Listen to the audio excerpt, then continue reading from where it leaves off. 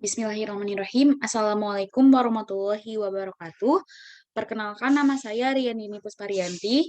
Di sini saya akan menjelaskan mengenai sintetis senyawa koordinasi kompleks logam Ni, Co, Cu, Zn, Fe, dan Mn. Sebelumnya, perkenalkan kami dari kelompok 4 yang beranggotakan Firda Diniyah, dan saya sendiri Rianini Pusparianti. Kemudian ada Siti Mariam, Sri Badriyah, Ula Adrikni, Yasmin Aulia Irfani, dan Yunis Naini Hafsari. Oke, langsung saja ke pembahasan pertama, yaitu mengenai pengertian dari senyawa koordinasi. Senyawa koordinasi atau biasa disebut senyawa kompleks adalah senyawa yang terbentuk melalui ikatan koordinasi, yakni ikatan kovalen koordinasi antara ion atau atom pusat dengan ligan, disebut juga sebagai senyawa kompleks karena sulit dipahami pada awal penemuannya. Ikatan kovalen koordinasi yang terjadi merupakan ikatan kovalen yang terdapat pasangan elektron yang digunakan bersama, di mana pasangan elektron yang digunakan bersama berasal dari salah satu atom. Ikatan koordinasi bisa terdapat pada kation atau anion senyawa tersebut. Ion atau atom pusat merupakan ion atau atom bagian dari senyawa koordinasi yang berada di pusat bagian tengah sebagai penerima pasangan elektron sehingga dapat disebut sebagai asam Lewis. Umumnya berupa logam, terutama logam-logam transisi. Sedangkan ligan atau gugus pelindung merupakan atom atau ion bagian dari senyawa koordinasi yang berada di bagian luar sebagai pemberi pasangan elektron sehingga dapat disebut sebagai basa Lewis. Kemudian, sifat-sifat senyawa kompleks yang meliputi sifat magnetik dan warna senyawa kompleks banyak dipelajari dan diteliti melalui suatu mekanisme reaksi dan menggunakan ion-ion logam serta ligan yang berbeda-beda. Nah, senyawa kompleks yang disintetis harus memiliki kestabilan tinggi. Salah satu senyawa kompleks yang stabil adalah senyawa kompleks chelat. Senyawa kompleks ini dibentuk dari ligan chelat, yaitu ligan yang mempunyai lebih dari satu atom donor pasang elektron.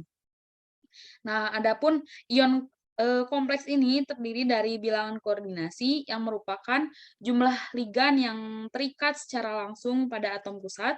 Kemudian ada geometri, merupakan bentuk geometri ion kompleks tergantung pada bilangan koordinasinya dan sifat dari ion logam pada kompleks itu sendiri. Kemudian ada ligan suatu ion kompleks adalah molekul atau anion yang menyumbangkan satu atau lebih elektron bebas kepada ion yang membentuk ikatan kovalen.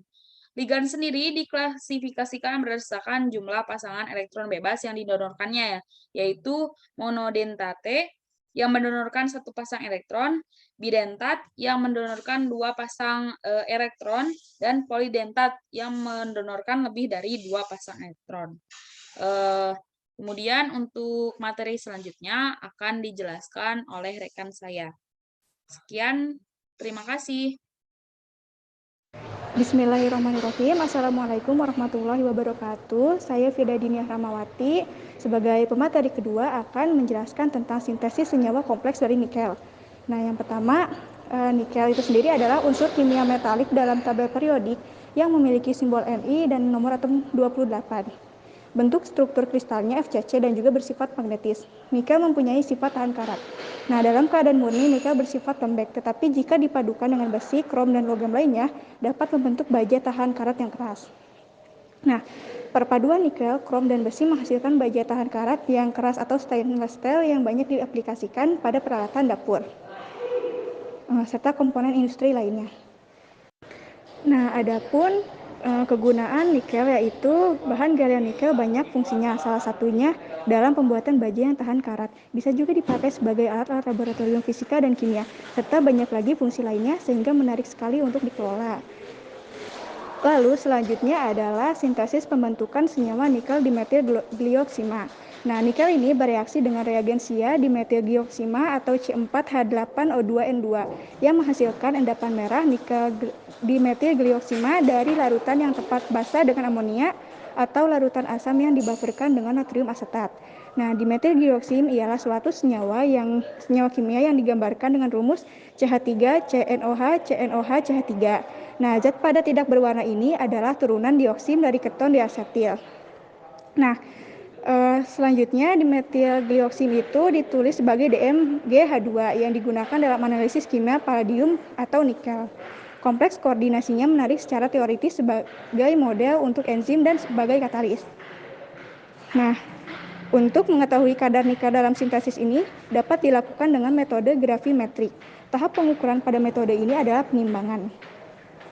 Produk yang ditimbang biasanya merupakan suatu substansi yang sedikit larut dan bisa ditimbang setelah pengeringan, atau yang bisa dibakar menjadi senyawa lain yang komposisinya diketahui untuk kemudian ditimbang. Nah, dalam analisis gravimetrik, endapan yang dihasilkan ditimbang dan dibandingkan dengan berat sampel. Presentasi berat analit A terhadap sampel dinyatakan dengan persamaan persen A sama dengan berat A dikali 100% berat sampel. Nah, untuk menetapkan berat analit dari berat endapan sering dihitung melalui faktor gravimetri. Faktor gravimetri didefinisikan sebagai jumlah berat analit dalam 1 gram berat endapan. Hasil kali dari endapan P dengan faktor sama dengan berat analit.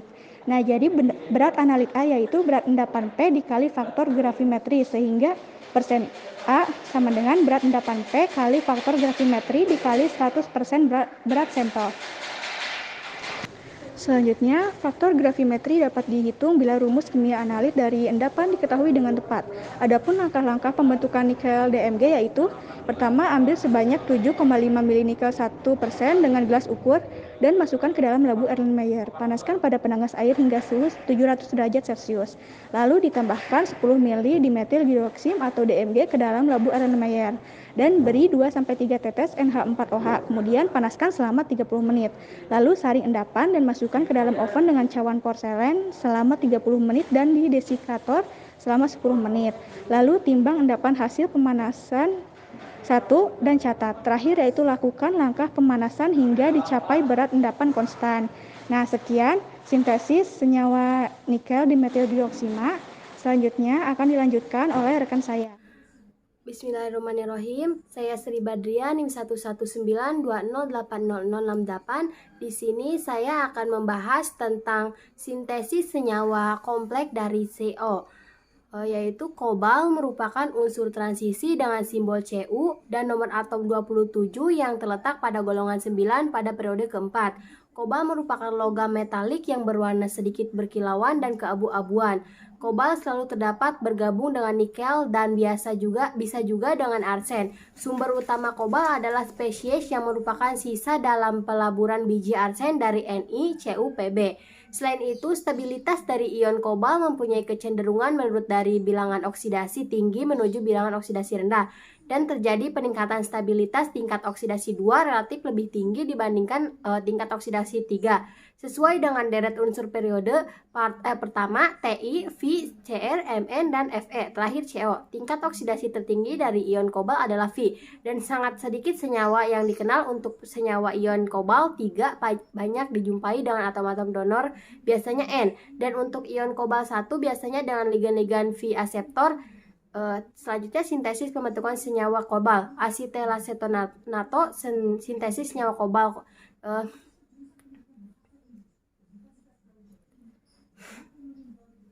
Selanjutnya sintesis pembentukan senyawa kobal. Asitelacetonato sintesis senyawa kompleks kobal dengan ligan asitelacetonato yang merupakan ligan bidentat membentuk senyawa kompleks yang berwarna merah cerah. Adapun langkah-langkah pembentukannya yaitu sebanyak 30 gram kobal klorida ditambahkan dengan 78 gram NaC2H3O2 dan 1,2 liter air di dalam beker gelas dan diaduk dengan pengaduk magnetik sampai larutan menjadi homogen. Kemudian sebanyak 120 ml asitelaceton ditambahkan ke dalam larutan sambil terus diaduk. Ke dalam larutan yang diaduk tersebut ditambahkan secara perlahan 70 8 gram Na2C2H3O2 dalam 300 ml air. Larutan yang telah bercampur tersebut dipanaskan sampai sekitar 150 derajat Celcius sambil terus diaduk selama 1,5 jam. Setelah proses pemanasan selesai, maka larutan didinginkan pada suhu kamar. Setelah dingin, maka akan terbentuk kristal yang kemudian disaring dengan kertas saring. Kristal yang diperoleh dicuci dengan air bebas mineral 100 ml. Untuk proses rekristalisasi, kristal dicuci dengan 150 ml petroleum ether kristal, kemudian dikeringkan pada suhu ruang dan disimpan di dalam desikator. Untuk selanjutnya siap di karakterisasi. Selanjutnya ada beberapa penentuan karakterisasi pada sintesis kobal, yaitu pada sintesis kobal asetilacetonato, yaitu karakterisasi terhadap senyawa kompleks hasil sintesis dilakukan dengan penentuan rendemen hasil sintesis, titik leleh dengan melting point apparatus, air kristal dengan metode gravimetri, kandungan logam dengan spektrofotometer, serapan atom, bobot molekul dengan metode kenaikan titik didih, sifat magnet dengan magnetic bore apparatus, jumlah ion dengan konduktometer, serta identifikasi gugus fungsi menggunakan spektrofotometer inframerah. Adapun presentase hasil sintesis menghasilkan presentase yield sebesar 82,46%. Hal ini menunjukkan bahwa senyawa kompleks kobalt asetilacetonato memiliki kestabilan yang cukup besar untuk membentuk senyawa kompleks. Selanjutnya, kristal senyawa kompleks hasil sintesis dikarakterisasi melalui penentuan titik leleh. Hasil penentuan titik leleh senyawa kompleks kobalt dengan ligan asetilacetonato menghasilkan titik leleh sebesar 160 sampai 162 derajat Celcius. Penentuan titik leleh penting untuk dilakukan setelah kristal senyawa kompleks diperoleh, dengan tujuan agar proses aplikasi senyawa kompleks sebagai katalis baik di dalam laboratorium maupun industri dapat mempertimbangkan kondisi reaksi yang cocok yang harus dikerjakan apabila menggunakan senyawa kompleks sebagai katalis. Hasil penelitian terhadap kandungan air kristal di dalam senyawa kompleks menghasilkan air kristal sebesar 2%. Dengan pemanasan yang cukup tinggi, maka air kristal ini dapat dihilangkan dari dalam struktur senyawa kompleks. Selanjutnya dilakukan pengukuran kandungan logam di dalam senyawa kompleks hasil sintesis dengan menggunakan spektrofotometer serapan atom. Hasil pengukuran menggunakan spektrofotometer serapan atom menghasilkan kandungan kobalt sebesar 28,32% di dalam senyawa kompleks. Pengukuran kandungan logam di dalam senyawa kompleks sangat penting untuk dilakukan karena salah satu penyusun senyawa kompleks adalah logam. Dengan pengetahuan kandungan logam di dalam senyawa kompleks, maka dapat dibandingkan hasil pengukuran dengan perkiraan secara teoritis kandungan logam berdasarkan perkiraan seluruh senyawa kompleks yang terbentuk. Hal yang tidak kalah penting di dalam elusidasi senyawa kompleks adalah penentuan bobot molekul senyawa kompleks. Dengan menggunakan metode kenaikan titik didih, maka berat molekul senyawa kompleks dapat ditentukan. Hasil pengukuran menghasilkan berat molekul sebesar 192 gram per mol. Sifat kemagnetan ditentukan dalam rangka mencari senyawa kompleks yang efektif digunakan sebagai material pendukung di dalam sintesis suatu bahan seperti semikonduktor. Penentuan sifat kemagnetan senyawa kompleks kobalt asetilacetonato menunjukkan bahwa senyawa kompleks kobalt asetilacetonato bersifat paramagnetik.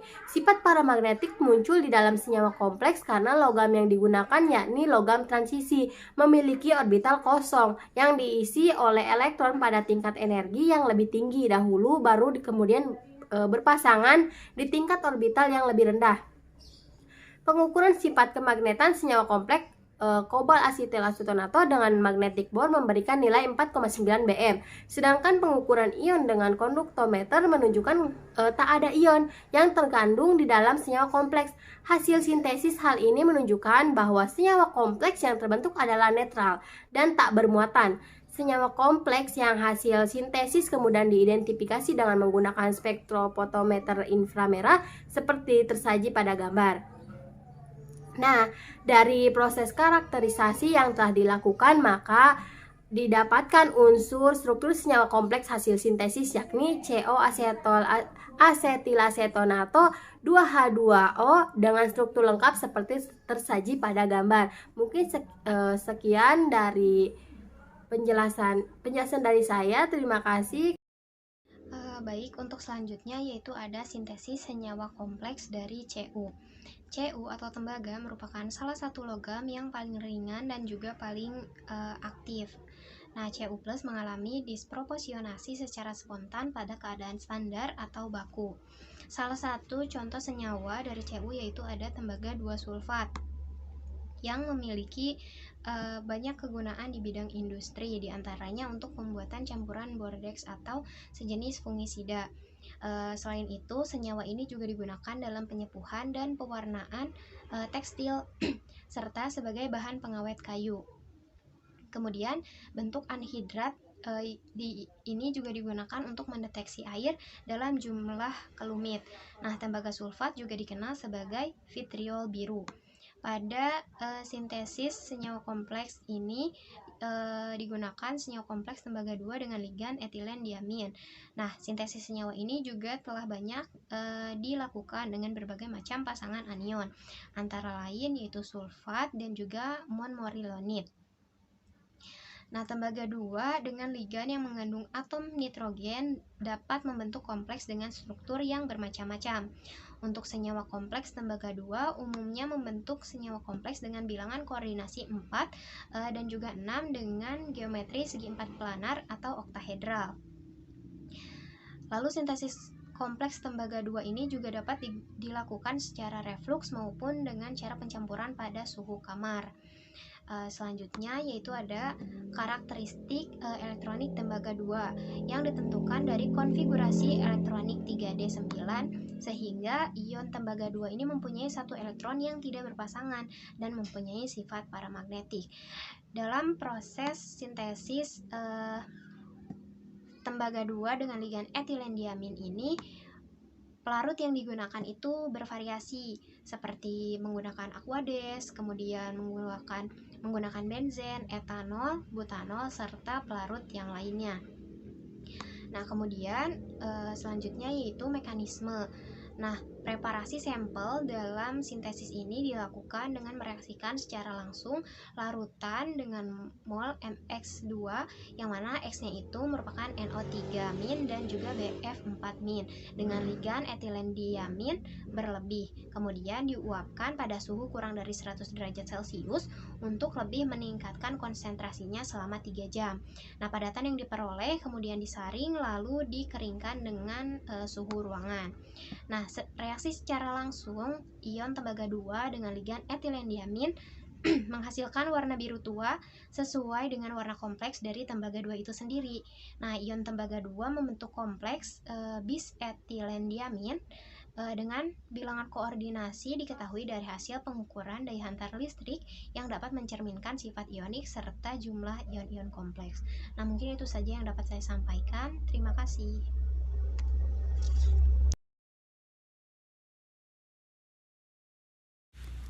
Baik, selanjutnya yaitu adalah sintesis senyawa kompleks dari Zn. Nah, seperti yang telah teman-teman saya sampaikan tadi bahwa senyawa kompleks itu adalah senyawa yang tersusun dari suatu ion logam pusat dengan satu atau lebih ligan yang menyumbangkan pasangan elektron bebasnya kepada ion logam pusat.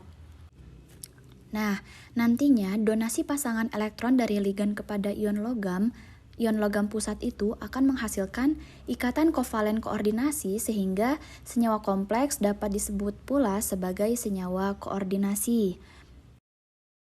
Nah, kemudian Zn ini tuh merupakan unsur logam apa sih gitu kan?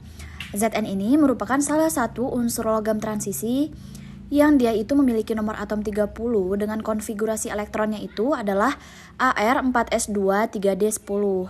Nah, kemudian Zn dalam kehidupan sehari-hari itu apa sih? Nah, jadi ion kompleks Zn itu merupakan senyawa anti kanker baru. Seperti itu. Adapun sifat khas logam-logam transisi D itu adalah kemampuannya membentuk kompleks dengan ligan baik anion maupun molekul netral yang dapat bertindak sebagai donor elektron bebas. Nah, faktor-faktor yang mempengaruhi stabilitas ion kompleks yaitu yang pertama, ada faktor distribusi muatan dan pengaruh ligan. Nah, yang kedua itu ada faktor pembentukan chelat, yang ketiga ada faktor besarnya lingkaran, dan yang terakhir adalah faktor ruang. Nah, selanjutnya bagaimana nih mekanisme pembentukan senyawa kompleksnya? Nah, di sini kami mengambil pembentukan senyawa kompleks Zn itu yaitu adalah Zn2 8-hidroksiquinolin, di mana pelarutnya itu adalah asetonitril, metanol, dan etanol. Jadi, nantinya itu pelarut akan melarutkan ZnCl2, kemudian membentuk ion Zn2+ dan Cl- serta melarutkan ligan 8-hidroksiquinolin dan ligan akan mengalami deprotonasi pada gugus OH. Nah, dengan demikian, ligan 8-hidroksiquinolin terkoordinasi dengan ion pusat Zn2+. Tetapi pada saat kita itu menggunakan pelarut asetonitril, itu didapatkan berat senyawa kompleks dari Zn2 8-hidroksiquinolin ini dia itu rendemen presentasinya lebih besar dibandingkan dengan metanol dan etanol karena asetonitril ini memiliki polaritas dan momen dipol yang besar sehingga dapat mempengaruhi faktor-faktor pembentukan senyawa kompleks Zn2 8-hidroksiquinolin. Mungkin cukup sekian dari saya. Akan menjelaskan mengenai sintesis senyawa kompleks dari Fe. Sebelumnya kita ketahui bahwa senyawa kompleks merupakan senyawa yang pembentukannya melibatkan pembentukan ikatan kovalen koordinasi antara ion logam atau atom logam dengan atom non-logam. Nah, kemudian Fe atau besi sendiri merupakan unsur transisi yang paling dikenal dalam sistem periodik. Unsur transisi didefinisikan sebagai unsur yang konfigurasi elektronnya atau elektron terakhirnya itu terletak pada orbital D.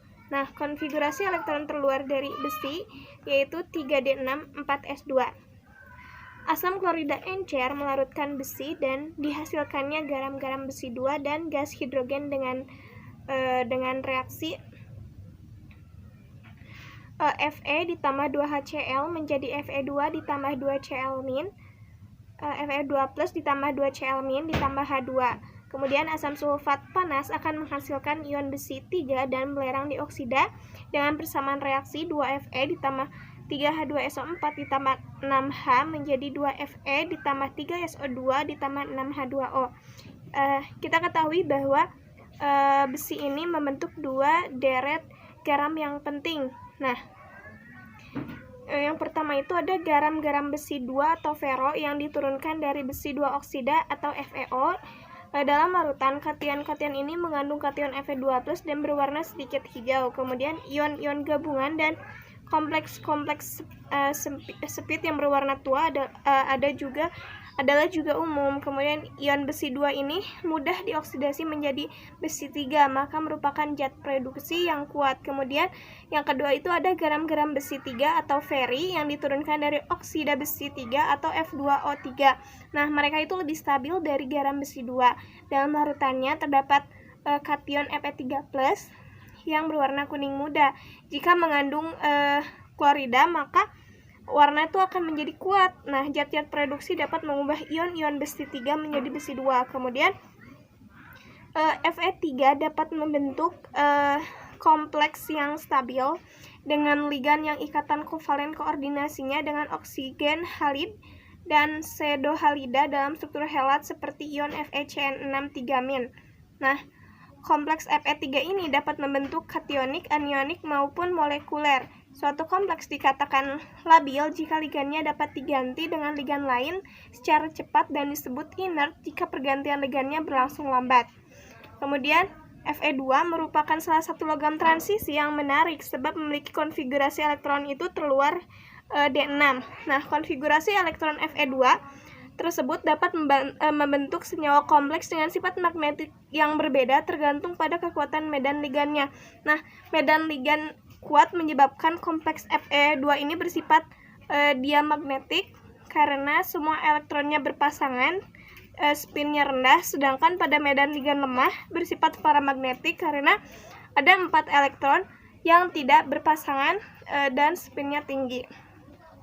Oke, yang selanjutnya itu mengenai sintesis Fe. Nah,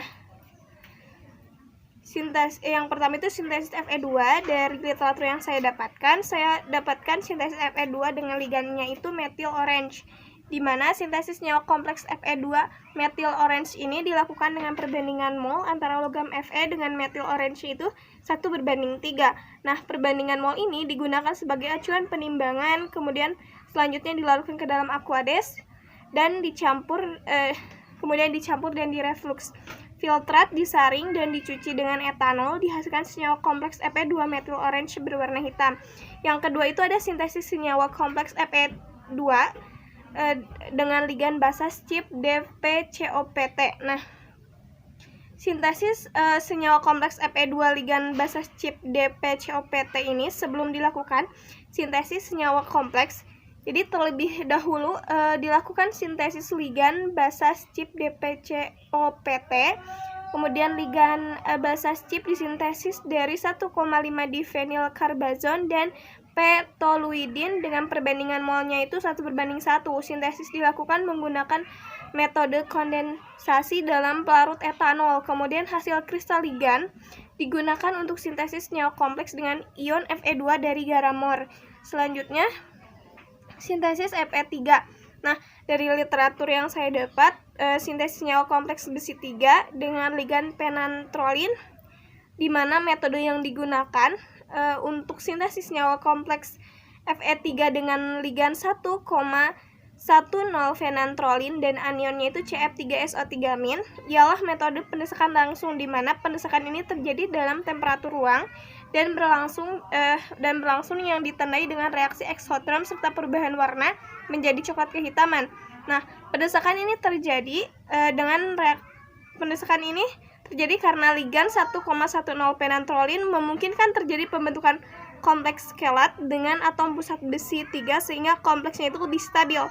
Nah, preparasi senyawa kompleks diawali dengan melarutkan besi triklorida heksahidrat dengan pelarut aqueous, kemudian ditambahkan ligan 1,10 phenantrolin yang telah dilarutkan dalam etanol, kemudian dihomogenkan. Kemudian tahap selanjutnya itu dilakukan pencampuran pada suhu kamar ketika ke dalam ion kompleks FeH2O63+ ditambahkan ligan 1,10 phenantrolin yang telah dilarutkan dalam pelarut etanol, maka akan terjadi pendesakan ligan H2O pada kompleks FeH2O63+ oleh ligan 1,10 phenantrolin sehingga terbentuk kation kompleks, yaitu FePen-N3+ yang berwarna coklat. Kemudian yang kedua itu ada sintesis Fe3 dengan pirazinamida. Nah, sintesis kompleks yang dilakukan pada perbandingan mol logam dan mol ligan itu 1:1. Penambahan larutan FeCl3 dikali 6H2O ke dalam larutan pirazinamida ini pada suhu kurang lebih 55 derajat Celcius merubah warna larutan yang semula bening atau tidak berwarna menjadi merah tua. Pengadukan larutan selama kurang lebih 3 jam sampai volume larutan itu kurang lebih 10 mili yang kemudian didiamkan kurang lebih 48 jam yang menghasilkan padatan berwarna jingga kemerahan dengan masanya 0,9308 gram yang diperkirakan merupakan kompleks Fe3 pirazinamida. Sekian yang dapat saya sampaikan. Saya kembalikan kepada moderator. Terima kasih. Wassalamualaikum warahmatullahi wabarakatuh. Baik, selanjutnya saya akan menjelaskan mengenai sintesis senyawa ion kompleks Mn. Sintesis senyawa kompleks dari mangan 2-tiosianat dengan ligan quinolina untuk mengetahui pengaruh penggantian atom pusat terhadap struktur senyawa kompleks yang diperoleh. Sintesis senyawa kompleks dilakukan dengan mereaksikan MnSCN2 dan quinolina dengan stoikiometri 1:2 dalam etanol. Kemudian senyawa yang diperoleh diukur titik lebunya untuk mengetahui kebaruan, kemurnian, dan kestabilan termalnya. Kemudian sintesis senyawa kompleks ini dianalisis dengan EDX untuk mengetahui rumus empirisnya. Kemudian uji daya hantar listrik atau DLH, dan uji kualitatif ion tiosianat dilakukan untuk mengidentifikasi apakah senyawa kompleks tersebut merupakan senyawa kompleks ionik atau molekuler. Nah, kemudian senyawa kompleks sintesis ini berupa kristal berwarna kecoklatan berbentuk balok. Kemudian kristal hasil sintesis ini melebur pada suhu 73 derajat sampai 74 derajat Celcius. Hal ini membuktikan bahwa kristal merupakan kompleks yang baru dan murni. Kemudian hasil analisis EDX-nya memberikan presentasi atom Mn, S dan N masing-masing 1:2:4 dengan rumus empiris C24H26 Mn N4O2S2. Kemudian berdasarkan data hasil pengukuran DLH, senyawa kompleks ini sebesar 33,10 μs per cm. Kemudian senyawa kompleks hasil sintesis merupakan senyawa kompleks molekuler. Hal ini didukung dengan hasil uji kualitatif ion tiosianat yang tidak memberikan warna merah darah pada FeSCN3 dan membuktikan bahwa ion tiosianat bukan sebagai anion pengimbang, melainkan sebagai ligan. Kemudian hasil analisis IR mengindikasikan senyawa kompleks mengandung tiosianat, ligan quinolina, dan pelarut etanol yang diamati dari pergeseran bilangan gelombang gugus fungsi dari CN, dan CO. Senyawa kompleks hasil sintesis ini mempunyai rumus molekul MnC9H7N2 NCS2 CH3CH2OH2 dengan geometri oktahedral terdistorsi. Mungkin cukup sekian yang bisa saya sampaikan, kurang lebihnya mohon maaf.